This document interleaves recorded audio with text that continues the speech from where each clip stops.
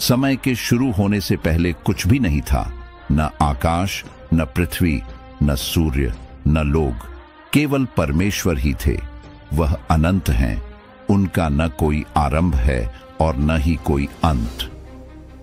हर कहानी की एक शुरुआत होती है और सबसे महान कहानी की शुरुआत समय से भी पहले होती है। यह वह कहानी है कि कैसे परमेश्वर ने सब कुछ रचा, आकाश, पृथ्वी और तुम्हें और मुझे। आदि में परमेश्वर ने आकाश और पृथ्वी की रचना की। पृथ्वी सूनी और खाली थी और गहरे जल पर अंधकार छाया हुआ था। तब परमेश्वर ने कहा, उजाला हो, और उजाला हो गया। परमेश्वर ने देखा कि उजाला अच्छा है। उसने उजाले को अंधकार से अलग किया। उसने उजाले को दिन कहा और अंधकार को रात, और संध्या हुई और भोर हुआ। यह पहला दिन था। दूसरे दिन परमेश्वर ने आकाश बनाया।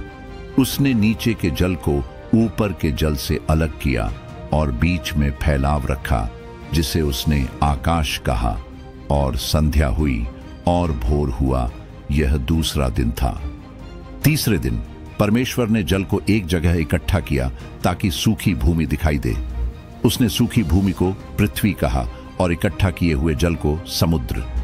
फिर परमेश्वर ने भूमि पर हर प्रकार के पौधे, वृक्ष और हरी भरी वनस्पति उगाई। हर पौधा और वृक्ष अपने अपने बीज से अपनी जाति उत्पन्न करे। और संध्या हुई और भोर हुआ। यह तीसरा दिन था। चौथे दिन परमेश्वर ने आकाश में बड़े बड़े प्रकाश बनाए, दिन पर राज्य करने के लिए सूर्य, रात को उजाला देने के लिए चंद्रमा, और उसने असंख्य तारे बनाए। ये प्रकाश दिन, ऋतु और वर्षों को बताने के लिए दिए गए। और परमेश्वर ने देखा कि यह अच्छा है। पांचवें दिन परमेश्वर ने समुद्रों में जीवों को भर दिया। बड़े बड़े मछली और छोटे छोटे जीव जल में तैरने लगे। परमेश्वर ने आकाश में हर प्रकार के पक्षी भी बनाए, छोटे गौरैया से लेकर शक्तिशाली गरुड़ तक। फिर परमेश्वर ने उन्हें आशीष दी और कहा, फलो फूलो और बहुत बढ़ो। और परमेश्वर ने देखा कि यह अच्छा है। छठे दिन परमेश्वर ने हर प्रकार के पशु बनाए, मैदानों में पालतू पशु, वनों में जंगली जानवर और भूमि पर रेंगने वाले सब जीव। फिर परमेश्वर ने कहा, हम मनुष्य को अपनी छवि में बनाए ताकि वे मछलियों, पक्षियों, पशुओं और पूरी पृथ्वी पर अधिकार करें। तब परमेश्वर ने मिट्टी की धूल से मनुष्य को बनाया और उसके नथनों में जीवन का श्वास फूंका। मनुष्य जीवित प्राणी बन गया। फिर परमेश्वर ने स्त्री को बनाया ताकि वह उसकी संगिनी हो। उसने उन्हें आशीष दी और कहा, फलो फूलो, पृथ्वी को भर दो और इसकी देखभाल करो। और परमेश्वर ने देखा कि यह सब बहुत अच्छा है। सातवें दिन तक परमेश्वर का सारा काम पूरा हो गया।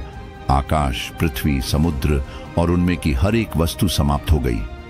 परमेश्वर ने एक सुंदर, जीवन से भरी और व्यवस्थित दुनिया बनाई और इस दिन वह अपने सारे काम से विश्राम करने लगा। परमेश्वर ने सातवें दिन को आशीष दी और उसे पवित्र ठहराया। यह शांति, मनन और विश्राम का दिन है। और परमेश्वर ने देखा कि उसने जो कुछ भी बनाया वह बहुत अच्छा है। यही वह कहानी है कि कैसे परमेश्वर ने 6 दिनों में समस्त ब्रह्मांड की रचना की और सातवें दिन विश्राम किया, पृथ्वी को जीवन, प्रेम और उद्देश्य से भर दिया।